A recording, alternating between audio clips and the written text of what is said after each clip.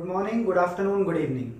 जो भी जब ये वीडियो देख रहा है, मैं आनंद रैकवार पारस एजुवर्ल्ड में आपका स्वागत करता हूँ। बच्चों, पिछली क्लास में हमने नया चैप्टर स्टार्ट किया था जिसका नाम था उत्पादन के सिद्धांत, जिसके अंदर हम लोगों ने उत्पादन क्या होता है, उत्पादन के साधन क्या होते हैं और उत्पादन के कितने प्रकार होते हैं ये समझा था, जिसमें हमने कुल उत्पादन, औसत उत्पादन और सीमांत उत्पादन की परिभाषा और एग्जाम्पल को जाना था। अब आज की क्लास में हम लोग उत्पादन फलन को पढ़ेंगे, तो आइए शुरू करते हैं। अब हमें पढ़ना है उत्पादन फलन, है ना। और ये जो हम उत्पादन फलन पढ़ेंगे ये बहुत इंपॉर्टेंट टॉपिक है, क्योंकि ये टॉपिक ही आपका डिसाइड करेगा कि आने वाली इस चैप्टर की जो 2 क्लासेस बची हैं वो आपको समझ में आएंगी या नहीं आएंगी। मतलब इस चैप्टर में अब केवल 2 ही क्लास बची है जो कि कल और परसों में खत्म हो जाएंगी, लेकिन वो 2 क्लास आपको तब ही समझ आएगी जब आपको आज की क्लास का उत्पादन फलन और उसके प्रकार अच्छे से समझ में आ जाता है।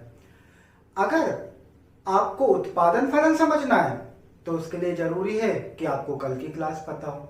इसका मतलब यह है कि आने वाली क्लास के लिए आपको आज की क्लास अच्छे से समझनी है, और आज की क्लास आपको समझ आए इसके लिए जरूरी है कि आपने पिछली क्लास को अच्छे से समझा हो, है ना। इसलिए अगर आपने उत्पादन फलन ये जो चैप्टर, ये जो क्लास को आपको आज देखना है, तो उसके लिए जरूरी है कि आप कल की क्लास को जो आपने उत्पादन, उत्पादन के साधन और उत्पादन के प्रकार जो पढ़े हैं, कुल उत्पादन, सीमांत उत्पादन और औसत उत्पादन, उनको अच्छे से पढ़ लिया हो, है ना। तो अगर नहीं पढ़ा है तो इस वीडियो को हटाओ, सबसे पहले वही वीडियो आप फिर से देखो और उसके बाद यहाँ पे आके इसको पढ़ना, ठीक है भाई।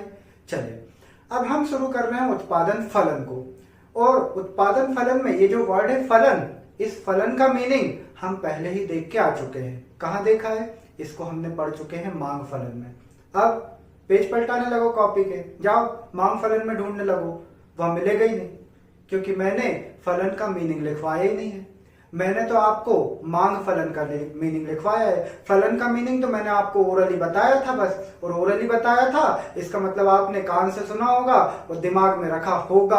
होगा मतलब पक्का नहीं कह रहा मैं भाई, वो तो डिपेंड करता है, दिमाग में जगह बची होगी तो रखा होगा, नहीं तो अगर दिमाग भूसे से पूरा पैक होगा तो फिर वो भी नहीं रखा होगा, है ना। तो अगर दिमाग में भूसा और गोबर ही भरा है तो थोड़ा से भूसे को आग लगाओ और उसकी जगह पे जो जगह बचेगी ना आग लगाने के बाद भूसे की, तो थोड़ी सी जो जगह बचेगी वहां पे उन कॉन्सेप्ट को डाला करो जो मैं बोलता हूँ, समझे। हाँ, नहीं तो फिर करोगे क्या, दिमाग का गोबर से कंडे बनाओगे क्या। चलो, तो मैं आपको क्या बता रहा हूं कि फलन का मीनिंग मैंने आपको ओरली बताया था वह, इसलिए हो सकता है आप भूल गए हो, तो मैं आपको फिर से याद दिला देता हूं कि पहली बात तो फलन शब्द कभी भी अकेला नहीं आता, फलन के साथ कोई ना कोई शब्द लगा आता है। जैसे हमने वहां पढ़ा था तो मांग फलन, अभी हम पढ़ रहे हैं उत्पादन फलन। तो फलन का मीनिंग क्या होता है ये एग्जाम में तो कभी नहीं आएगा, इसीलिए मैंने आपको लिखवाया भी नहीं, पर यहाँ मैं आपको बता रहा हूं, क्योंकि जब तक हमें फलन का मतलब नहीं पता होगा उसके साथ लगे वर्डिंग्स की कोई मायने नहीं होते। तो फलन का मीनिंग क्या होता है कि जब भी फलन वर्ड आता है ये हमेशा कम से कम 2 चीजों के बीच में तकनीकी संबंध को बताता है ना। तो जब भी तकनीकी संबंध की हमें बात करनी हो तो हम फलन, और वो जो हमने फलन का चिन्ह देखा था F का, उसका यूज करते थे, है ना। तो फलन क्या हुआ, 2 या 2 से अधिक वस्तुओं के या जो भी हमारे चर हैं उनके बीच में क्या बताता है, तकनीकी संबंध को बताता है। और हम क्या पढ़ने वाले हैं, उत्पादन फलन। तो उत्पादन फलन में एक तो खुद चीज क्या हो जाएगी, उत्पादन, और दूसरी जो चीज रहेगी जिसमें उत्पादन के साथ संबंध बनेगा वो होंगे उत्पादन जिस पर डिपेंड करता है। अब उत्पादन किस पर डिपेंड करता है, तो उत्पादन डिपेंड करता है साहब उत्पादन के साधनों पर, क्योंकि अगर उत्पादन के साधन होंगे तो हम उत्पादन कर पाएंगे, उत्पादन के साधन नहीं होंगे तो हम उत्पादन नहीं कर पाएंगे। तो इसका मतलब ये हुआ कि जो उत्पादन फलन है वो उत्पादन फलन हमें उत्पादन और उत्पादन के साधन इनके बीच के तकनीकी संबंध को बताता है ना। और याद करो पिछली क्लास में हमने उत्पादन के साधन को किस नाम से बोला था, इनपुट, और जो उत्पादन होता था उसको हमने क्या बोला था, उसको हमने बोला था आउटपुट। तो हम यहाँ पे मीनिंग क्या लिख सकते हैं, या तो हम लिख सकते हैं कि इनपुट और आउटपुट के तकनीकी संबंध को उत्पादन फलन कहते हैं, या फिर उत्पादन एवं उत्पादन के साधनों के बीच के तकनीकी संबंध को उत्पादन फलन कहते हैं। ठीक, अब यहाँ पर हम देखें उत्पादन फलन का एक फॉर्मूला लिख रहे हैं। पहले इस फॉर्मूले को देखना और फिर कुछ बुक्स में क्या रहता है वो मैं बताऊंगा। देखिए यहाँ उत्पादन फलन का अगर मैं फॉर्मूले की बात करूं तो फॉर्मूला यहाँ साइड लिखते हैं पर यहाँ देखो उत्पादन फलन का मैं फॉर्मूला लिख रहा हूं Q इक्वल्स टू फंक्शन का साइन मतलब f और फिर ब्रैकेट में मैं लिख रहा हूं देखना L M K और लास्ट हमारा E। क्या लिखा मैंने L M K और E। अब ये जो हमने जो फॉर्मूला लिखा इस फॉर्मूले में इतनी सारी चीजें आई उनका मतलब क्या है देखो। सबसे पहले तो आया Q है ना। Q का मतलब क्या होता है तो Q का मतलब होता है क्वांटिटी। क्वांटिटी मतलब मात्रा। किस चीज की मात्रा? उत्पादन की, कि हम कितना उत्पादन कर रहे हैं उसकी मात्रा को हमने किससे बताया? Q से। तो Q का मतलब क्या हो गया? उत्पादन की मात्रा। उसके बाद F आया। ये F का साइन क्या बताता है? तकनीकी संबंध। फलन, फलन है ना, F का साइन मतलब फलन, तो इसका मतलब ये क्या बता रहा है? तकनीकी संबंध को। अब ये जो चार आ रहा है हमारे कैरेक्टर L M K और E, यहाँ L का मतलब होता है लैंड मतलब जमीन। उसके बाद M का मतलब होता है मैन मतलब श्रमिक, आदमी, श्रमिक। उसके बाद K मतलब कैपिटल। सर कैपिटल तो C से शुरू होता है, CAPITAL, आप K लिख रहे हो क्योंकि भाई ये जो K है वो लेटिन, ग्रीक इन सब लैंग्वेज से आए हुए वर्ड है, तो वहां कैपिटल की स्पेलिंग CAPITAL नहीं होती है, वहां कैपिटल की स्पेलिंग KAPITAL होती है, इसलिए वह कैपिटल के लिए क्या यूज करते हैं? Starting letter K। उसके बाद लास्ट बचा E मतलब इंटरप्रेन्योर, इंटरप्रेन्योर मतलब साहसी। ठीक है, तो हमारे जो चार उत्पत्ति के साधन है उन्हीं को उनने इंग्लिश के जो फर्स्ट कैरेक्टर लेटर होते हैं उसके अकॉर्डिंग लिख दिया। एक लिखा उनने भूमि लैंड, उसके बाद लिखा उनने श्रम मतलब मैन, उसको लेबर्स भी बोलते हैं कुछ लोग, और फिर कैपिटल का K और लास्ट हमारा साहसी का E।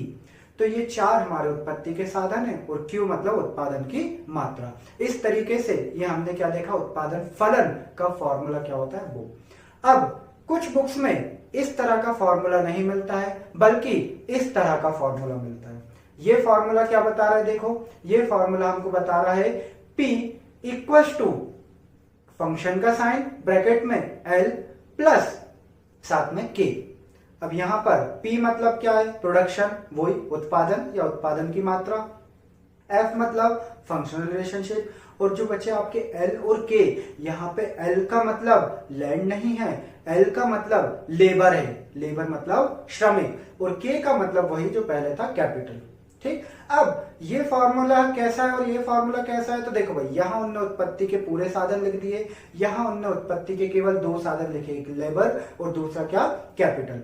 ठीक, और यहाँ पे अगर हम बात करें ये जो उन्होंने लेबर और कैपिटल है ये ऐसा क्यों लिखा, तो मैंने आपको बताया था क्या कि हमारे सिलेबस में हम उत्पत्ति के जो साधन पढ़ने वाले हैं इस चैप्टर में वो केवल कितने पढ़ने वाले हैं? दो।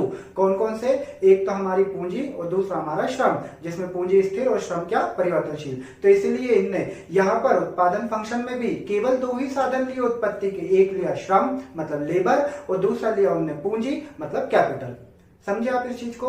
तो किसने चार क्यों लिए और दो क्यों लिए उसका? क्योंकि देखो अगर हम उत्पादन के साधनों की बात करें तो उत्पादन के साधन तो सभी होते हैं, इसलिए कुछ बुक्स ये वाला फॉर्मूला यूज करती है, लेकिन हमें सिलेबस में सब पढ़ना ही नहीं है, हमें तो केवल श्रम और पूंजी ही उत्पादन के साधन पढ़ना है इस चैप्टर में, इसलिए कुछ बुक्स ये वाला फॉर्मूला लेती है। अब सर हमें आप ये ज्ञान मत दो कि ये वाला कुछ बुक्स लेती है, ये वाला कुछ बुक्स लेती है, हमें तो बस ये बताओ एग्जाम में कौन सा लिखना है, ये वाला लिखना है या ये वाला लिखना है। तो भैया आपको एग्जाम में ये भी लिखना है, ये भी लिखना है। समझ में आई बात? मतलब अगर उत्पादन फलन का मीनिंग आता है तो आप क्या लिखोगे? आप लिखोगे इनपुट और आउटपुट के जो भौतिक या तकनीकी संबंध है उसको आप उत्पादन फलन बोलते हो, या लिखोगे उत्पादन एवं उत्पादन के साधनों के बीच के तकनीकी संबंध को उत्पादन फलन बोलते हैं। फिर आप ये वाला फॉर्मूला लिखोगे या करके लिखोगे ये वाला फॉर्मूला।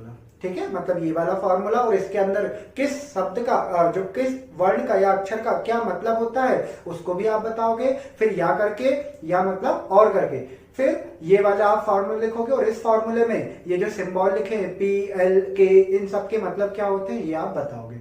इस तरीके से एग्जाम में 3 नंबर का उत्पादन फलन का मीनिंग आता है जो हमने यहाँ पे कंप्लीट किया।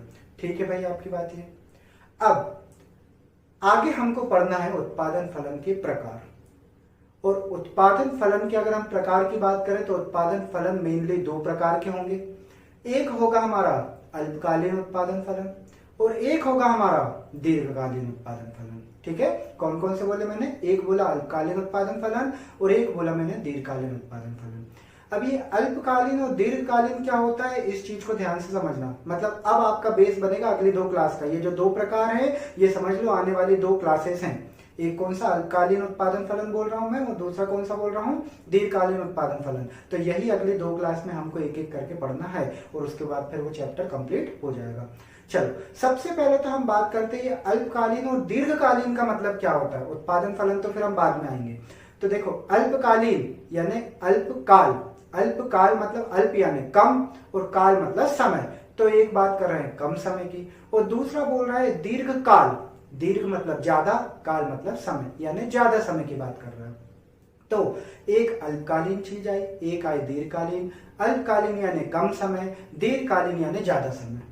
अब ये जो अल्पकालीन और दीर्घकालीन है, यही चीजें आप अकाउंट्स में भी पढ़ के आए हैं। अल्पकालीन संपत्ति, दीर्घकालीन संपत्ति, या अल्पकालीन दायित्व, दीर्घकालीन दायित्व। जनरली ऐसा बोला जाता है अगर 1 साल से कम का समय है तो उसे हम अल्पकाल बोलते हैं, 1 साल से ज्यादा का समय तो उसे हम दीर्घकाल बोलते हैं, है ना। ये आपने ज्यादातर अर्थशास्त्र में या व्यावसायिक अध्ययन में, अकाउंटेंसी में पढ़ते आए हो और 12th में भी पढ़ोगे, समझ गए आप। तो अल्पकाल यानी कम समय, कम समय कितना, जनरली 1 साल से कम, और दीर्घकाल मतलब ज्यादा समय, जनरली 1 साल से ज्यादा।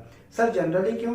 जनरली बेटा इसलिए कि ऐसा नियम मत बना लेना आपकी 1 साल मतलब अल्पकाल। अर्थशास्त्र में अल्पकाल का मतलब जरूरी नहीं 1 साल ही हो, 1 दिन भी अल्पकाल है, 1 साल भी अल्पकाल है, 1 महीना भी अल्पकाल है, और कभी कभी तो 2 साल भी अल्पकाल हो जाते हैं, है ना। इसलिए वो आपको कंफ्यूजन नहीं हो तो मैंने आपको जनरली लगा के बता दिया, आप इतना ही मतलब समझे क्या कि अल्पकाल मतलब सामान्यतः एक समय से 1 वर्ष तक का समय, और 1 वर्ष से ज्यादा का समय होगा तो उसे हम क्या बोल देंगे, दीर्घकाल बोल देंगे। ये तो मैंने बात करी अल्पकाल और दीर्घकाल की। ठीक है, अब हमें देखना है अल्पकाल और दीर्घकाल इन सब में क्या डिफरेंस होता है ना। तो देखो, अल्पकाल और दीर्घकाल ये दोनों कॉन्सेप्ट हम एक साथ समझेंगे, वो भी डिफरेंस के माध्यम से। डिफरेंस के माध्यम से मतलब ये कि हम अल्पकाल और दीर्घकाल दोनों को अंतर के फॉर्म में बताएंगे, और अंतर के फॉर्म से ही हमें ये भी पता चल जाएगा कि अल्पकाल में क्या क्या होता है या अल्पकालीन उत्पादन फलन क्या है, और दीर्घकाल में क्या क्या होता है मतलब दीर्घकालीन उत्पादन फलन है ना। उसके लिए मैं थोड़ा सा साइड हो जाता हूं ताकि आपको दिखने में आसानी होगी, क्योंकि मैं 3 कॉलम में इसको बनाने वाला हूं, है ना। तो आप अपनी कॉपी में 3 कॉलम बनाएंगे, ऊपर हेडिंग डलेगी, सबसे ऊपर हेडिंग का नाम होगा उत्पादन फलन के प्रकार, और फिर हम 3 कॉलम बना लेंगे। एक हम लिख लेंगे अंतर का आधार, एक में लिखेंगे अल्पकालीन उत्पादन फलन, और एक में लिखेंगे हम दीर्घकालीन उत्पादन फलन। ठीक है, चलिए तो सबसे पहले 3 कॉलम बनाओ। जैसे हम अंतर लिखते हैं ना, हम इसको उसी फॉर्मेट में लिखेंगे ताकि हमको अंतर का अंतर हो जाए, मीनिंग का मीनिंग क्लियर हो जाए। क्लियर है भाई? ठीक, तो जल्दी से 3 कॉलम बना लें आप अपनी कॉपी में। इसमें हम कम से कम 4 से 5 अंतर देखने वाले हैं। ठीक ठीक, तो अभी एक काम करो, नहीं तो पहले मैं समझा दे रहा हूँ, इसको देख लो, उसके बाद तो फिर आपको बनाना है ही। ठीक, तो देखिए भाई, सबसे पहले हम बात करेंगे मीनिंग की, मतलब अर्थ की, कि अल्पकालीन उत्पादन फलन क्या होता है और दीर्घकालीन उत्पादन फलन क्या होता है। तो देखो, अल्पकालीन उत्पादन फलन मतलब ऐसी समय अवधि जिसमें यदि आपको अपने उत्पादन में परिवर्तन करना है तो आप केवल और केवल अपने उत्पादन के परिवर्तनशील साधनों में ही परिवर्तन कर सकते हैं। सर क्या बोला आपने, ये कहाँ की लैंग्वेज बोली? फिर से रिपीट कर रहा हूं भाई।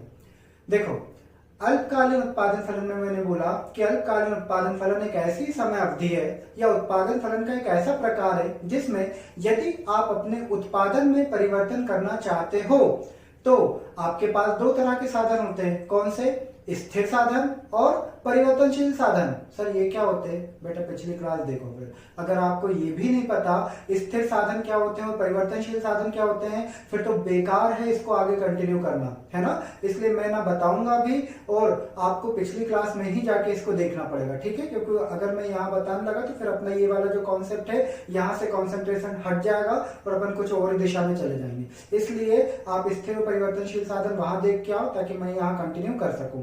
तो देखो, हमने पढ़े थे कि उत्पादन के साधन जो थे हमने 2 कैटेगरी में बांट दिए थे, एक स्थिर साधन, एक परिवर्तनशील साधन। स्थिर साधन जिसमें चेंज नहीं कर सकते, परिवर्तनशील साधन जिसमें चेंज कर सकते हैं। स्थिर साधन का एग्जांपल में हमने लिया था पूंजी, उसको हम स्थिर मान के चलेंगे। परिवर्तनशील में लेके चले थे हमने श्रम, जिसको हम मान के चलेंगे कि इसमें कम ज्यादा किया जा सकता है। तो हम यहाँ पे क्या बात कर रहे हैं कि अल्पकालीन उत्पादन फलन में ये एक ऐसी अवधि होती है जिसमें अगर हम हमारे उत्पादन को कम ज्यादा करना चाहते हैं तो उसके लिए हम केवल और केवल हमारे परिवर्तनशील साधनों में परिवर्तन कर सकते हैं। स्थिर साधन को हम टच नहीं कर सकते मतलब उसमें परिवर्तन नहीं कर सकते, वो जैसे हैं वैसे ही रहेंगे और रहना भी चाहिए क्योंकि उनका नाम ही स्थिर है।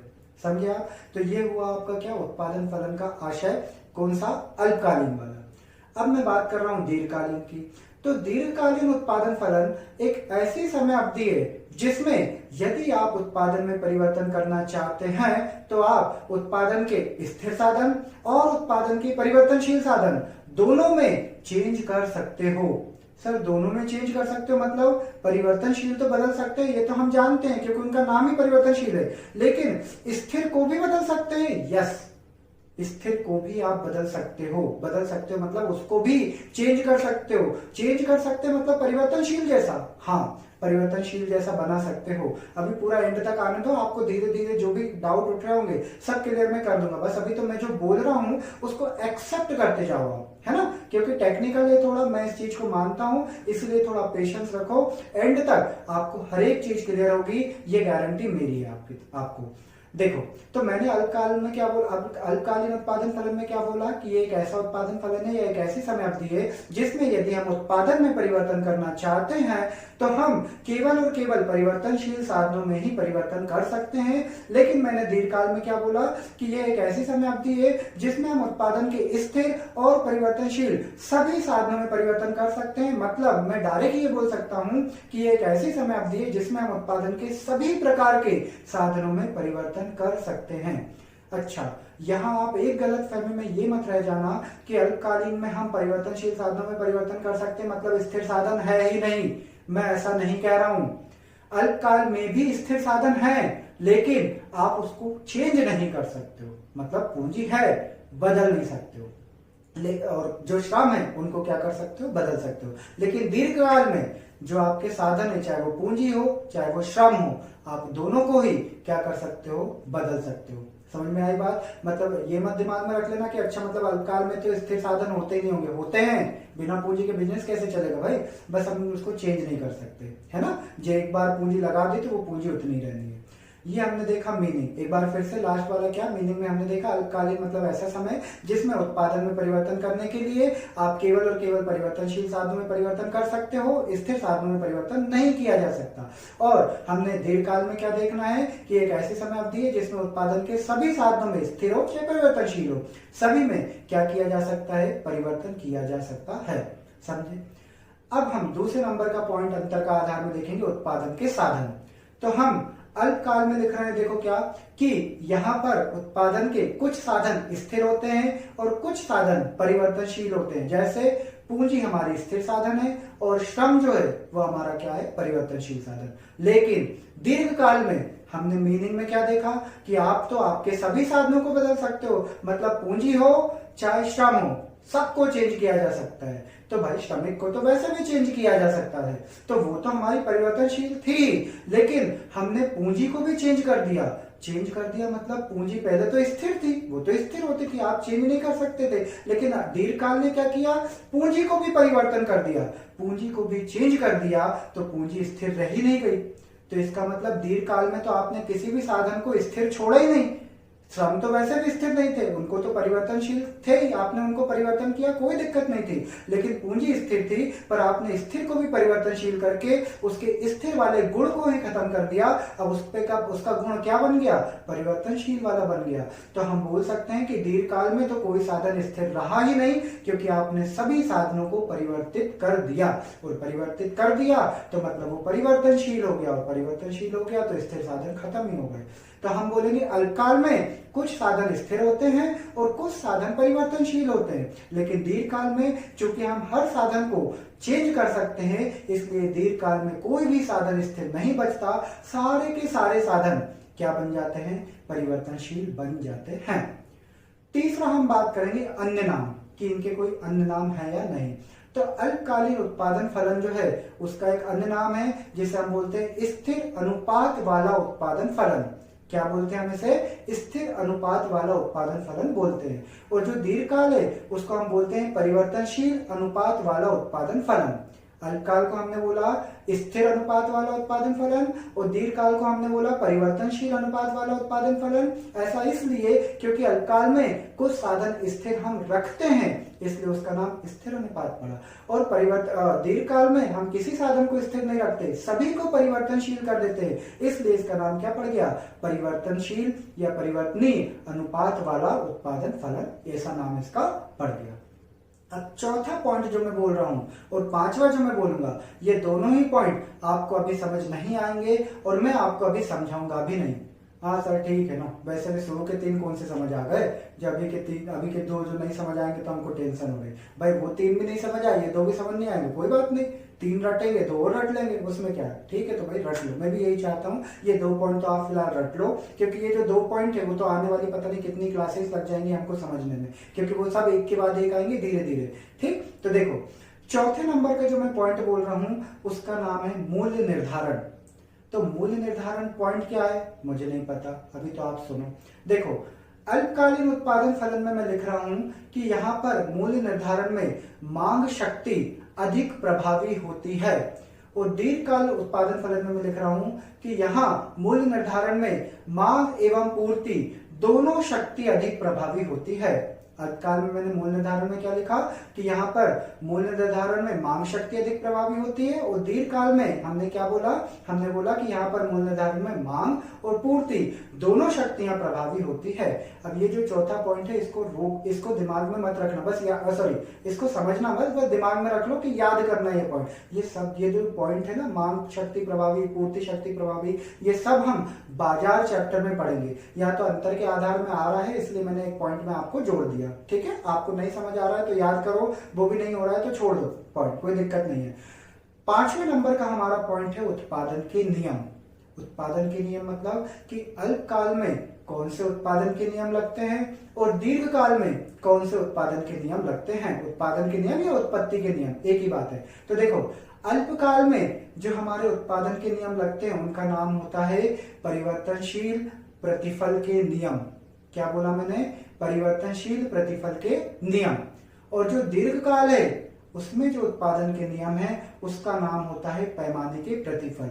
यानी अल्पकाल में जो उत्पादन के नियम लगेंगे उसको हम बोलेंगे परिवर्तनशील उत्पत्ति के नियम या परिवर्तनशील अनुपातों का नियम, और जो दीर्घकाल है उसमें मैं क्या बोलूंगा? पैमाने के प्रतिफल। अब ये परिवर्तनशील अनुपातों का नियम क्या होता है या फिर ये जो पैमाने के प्रतिफल क्या होते हैं, ये दोनों हमारी कल की और परसों की क्लास में हम समझेंगे। यही वो 2 टॉपिक हैं जो एक कल की क्लास में और एक परसों की क्लास में होगा। अल्पकालीन वाला ये जो परिवर्तनशील अनुपातों का नियम है ये हम कल की क्लास में समझेंगे, और जो दीर्घकाल में लिखा है पैमाने के प्रतिफल ये हम परसों की क्लास में समझेंगे। जरूरी ये है कि ये जो परिवर्तनशील अनुपातों का नियम या ये पैमाने के प्रतिफल लिखे हैं ये केवल नए टॉपिक के रूप में नहीं आएंगे, ये हमारे कल की क्लास जो हमने पढ़ी थी उत्पत्ति के प्रकार, उत्पादन के प्रकार, है ना, उत्पादन का अर्थ, उत्पादन के प्रकार और जो उत्पादन के साधन है स्थिर परिवर्तनशील सब, उस सब का भी उपयोग करेंगे। और आज जो हमने उत्पादन फलन के अल्पकालीन और दीर्घकालीन पढ़े हैं इनका भी उपयोग करेंगे। समझे? मतलब ये दोनों नियम आज की और जो हमारी कल की क्लास हो गई वो दोनों के आधार बना के ही समझेंगे। ठीक है भाई। अब यहाँ पे मैं आपको एक बार फिर से उत्पादन फलन का अल्पकालीन और दीर्घकालीन का मतलब बता देता हूँ, है ना। सबसे पहले अल्पकालीन मतलब जब हम इतना कम समय कि उत्पादन में अगर हमको परिवर्तन करना हो तो हम स्थिर साधनों को टच भी नहीं कर सकते, वो एज इट इज रखे रहेंगे। हम केवल परिवर्तनशील साधनों में परिवर्तन कर सकते हैं। मतलब ये कि पूंजी हमने जितनी लगा दी उसको तो हम कम ज्यादा नहीं कर सकते, लेकिन जो हमारे श्रमिक है उनको हम कम ज्यादा कर सकते हैं। क्यों सर? उसका कारण ये क्योंकि ये अल्पकाल है। अल्पकाल मतलब कम समय, हमारे पास कम समय, हमारे पास इतना समय नहीं है कि हम पूंजी को बढ़ा सके। हाँ, मजदूर 2-4 बढ़ाने हो घटाने हो तो पॉसिबल है, वो 1-2 दिन का काम है। पर कोई कहेगा 50,000 तेरी बाजार मार्केट में पूंजी लगी है, तेरा बिजनेस जो है वो 50,000 का है, इसको तू 1 लाख का कर ले, तो मेरे लिए इतना आसान नहीं है। वो 2 दिन 4 दिन की बात नहीं है कि मैं 50,000 से 1 लाख पे आ जाऊं। हाँ, लेकिन अगर मेरी दुकान में मजदूर काम कर रहे हैं 10 और कोई कहे कि नहीं 2 मजदूर और चाहिए, तो मैं तुरंत मार्केट से 2 मजदूर आराम से लेके आ सकता हूँ 1 घंटे में। है ना, बाजार जाऊंगा आराम से मजदूर मुझको मिल सकते हैं, 1 घंटे में नहीं तो अगले दिन तो ले ही आऊंगा, 2 कर्मचारी तो एक्स्ट्रा लाने हैं। तो मतलब कर्मचारी यानी श्रमिक, तो परिवर्तनशील जो साधन है उनमें तो परिवर्तन कर सके आप 2 दिन में। लेकिन अगर कोई मुझसे बोल देता 2 दिन में 50,000 वो लेके आ, अभी मैंने बिजनेस में 50,000 लगाए और कोई बोल रहा 50,000 वो लगा, तो वो 2 दिन का काम थोड़ी ना है भाई, उसमें तो कितने हाथ पैर मारने पड़ेंगे। इसीलिए अल्पकाल में जो पूंजी स्थिर साधन है वो तो उतनी ही रहती है, 50,000 थी तो 85,000, उसमें परिवर्तन नहीं होगा। लेकिन जो हमारे साधन थे कौन से, श्रम मतलब परिवर्तनशील साधन, उसको हम घटा बढ़ा सकते थे। मैं चाहता 2 मजदूर और बढ़ा लेता, मेरा मन करता जो 10 मजदूर या 8 मजदूर जितने भी थे उनको बाहर निकाल देता, समझे। तो अल्पकाल का मतलब ये होता है। और दीर्घकाल में हमने क्या बोला, हमारे पास इतना समय है कि मजदूर तो हम कम ज्यादा कर ही सकते हैं, हम पूंजी को भी कम ज्यादा कर सकते हैं। मतलब अगर हम चाहें कि हमारी पूंजी 50,000 से 1 लाख हो तो हो जाएगी। 2-4 साल बाद में हमारा बिजनेस इतना अच्छा चलेगा कि आज जो बिजनेस हमारा 50,000 का है, 3 साल बाद शायद वो बिजनेस हमारा 1 लाख का होगा। तो मतलब पूंजी डबल हो गई ना, पूंजी तो स्थिर थी, डबल हो गई मतलब बढ़ गई, परिवर्तित हो गई। इसलिए हमने क्या बोला कि दीर्घकाल में इतना ऐसा समय जिसमें आप स्थिर और परिवर्तन यानी सभी उत्पादन के सभी साधनों को परिवर्तनशील बना सकते हैं, परिवर्तित कर सकते हैं। दूसरा पॉइंट हमने क्या देखा था कि उत्पादन के कौन कौन से साधन उपयोग होते हैं। तो अल्पकालीन में स्थिर और परिवर्तनशील दोनों प्रकार के होते हैं, लेकिन दीर्घकाल में आपने किसी को स्थिर बचने ही नहीं दिया, सबको परिवर्तित कर दिया। इसलिए यहाँ स्थिर का कॉन्सेप्ट ही खत्म हो जाता है, जितने भी साधन है सबको आप क्या बना देते हो, परिवर्तनशील बना देते हो। तीसरा हमने देखा अन्य नाम। अन्य नाम में हमने क्या देखा कि अल्पकाल में स्थिर साधनों का भी उपयोग होता है, इसलिए हम उसको स्थिर अनुपातों का उत्पादन फलन भी बोलते हैं। और जो दीर्घकाल है उसमें आपने सभी साधनों को परिवर्तनशील कर दिया, इसलिए हम इसे परिवर्तनशील अनुपातों का उत्पादन फलन इस नाम से भी जानते हैं। चौथा जो पॉइंट है जिसमें हमने देखा कि मूल्य निर्धारण या कीमत निर्धारण कैसे होता है, जिसमें हमने देखा अल्पकाल में मांग शक्ति के द्वारा कीमत निर्धारण होता है, लेकिन दीर्घकाल में मांग एवं पूर्ति दोनों शक्तियां प्रभावी होती है और उस प्रकार मूल्य का निर्धारण होता है। चौथा पॉइंट इंपॉर्टेंट नहीं है, आपको छोड़ना है आप छोड़ सकते हो, मैं अभी यहाँ नहीं समझा सकता। 5वें नंबर के पॉइंट की बात करें, ये बहुत इंपॉर्टेंट है कि उत्पादन या उत्पत्ति के कौन से नियम लगते हैं। तो अल्पकाल में जो उत्पादन का नियम लगता है उसका नाम होता है क्या, उसका नाम होता है परिवर्तनशील अनुपातों का नियम। सर उधर आप लिख रहे हो परिवर्तनशील अनुपातों का प्रतिफल, बेटा वो प्रतिफल का नाम है या नियम का नाम है, तो नियम को नियम जैसा पढ़ो। तो अल्पकाल में क्या लिखा हमने देखा, उत्पत्ति का कौन सा नियम होता है, परिवर्तनशील अनुपातों का नियम। और दीर्घकाल में जो उत्पादन का नियम है उसका नाम है पैमाने की प्रतिफल। अब ये होते क्या हैं उत्पत्ति के नियम, ये दोनों को हम कल की क्लास में डिस्कस करेंगे। तब तक के लिए bye bye to all of you, thank you so much.